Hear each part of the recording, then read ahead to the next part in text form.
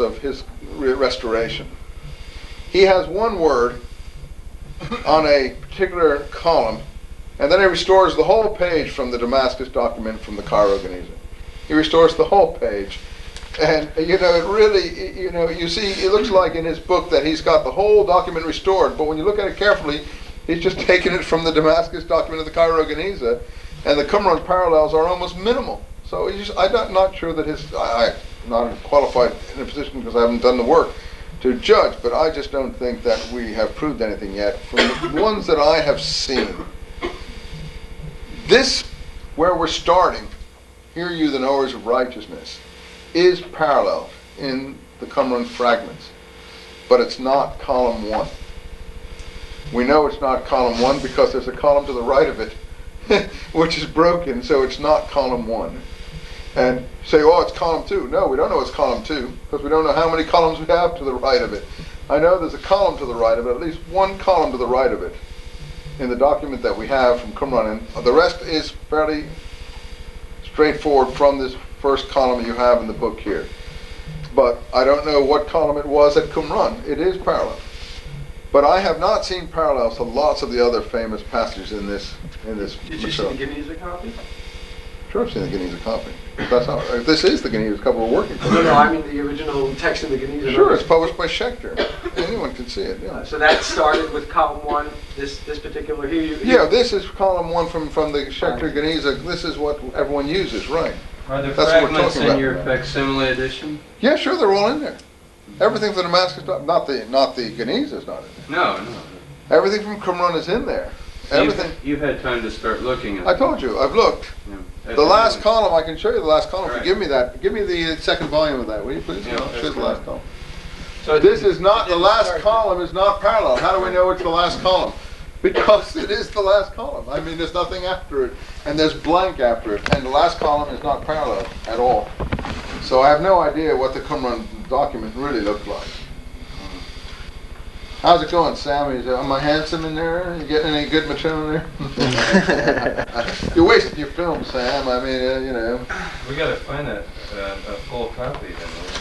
You got to find lots of you. You won't find a full copy. In this material, it doesn't exist. No, I mean in cave 13 out there.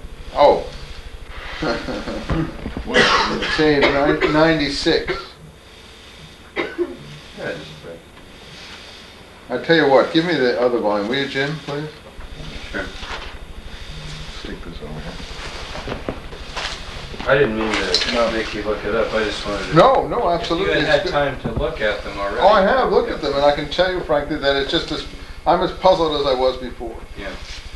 So it hasn't helped me a lot to look at this. So we have had absolute parallels, which is here it is, and we got several. We got two versions of this.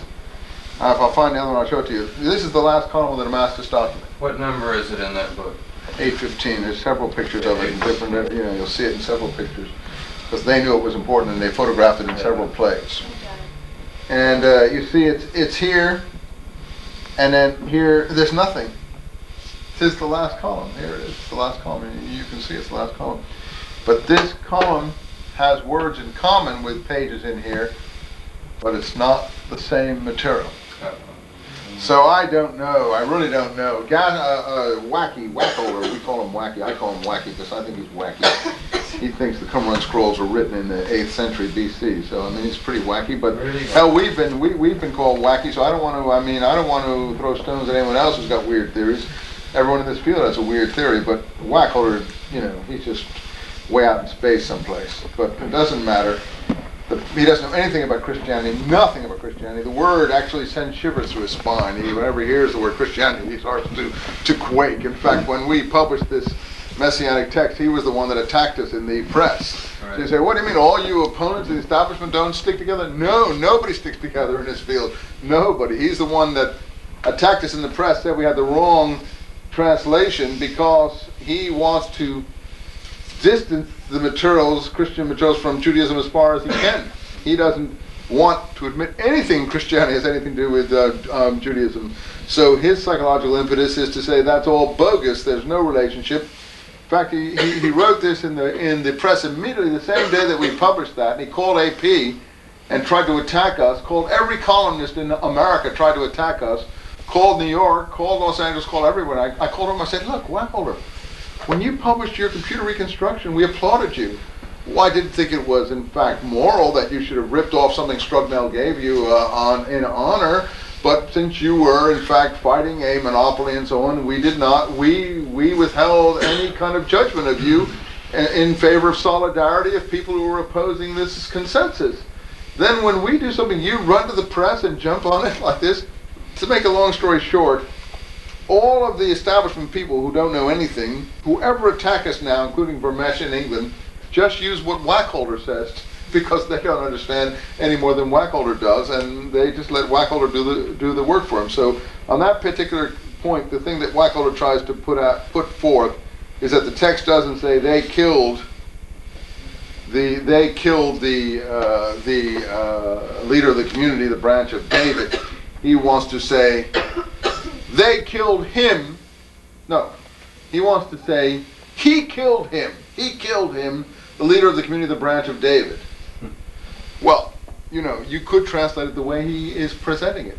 But what we have said, in that particular case, it doesn't matter. It doesn't matter if it's one, we don't think he killed him, the leader of the community, the branch of David. That is, he has the leader of the community doing the killing.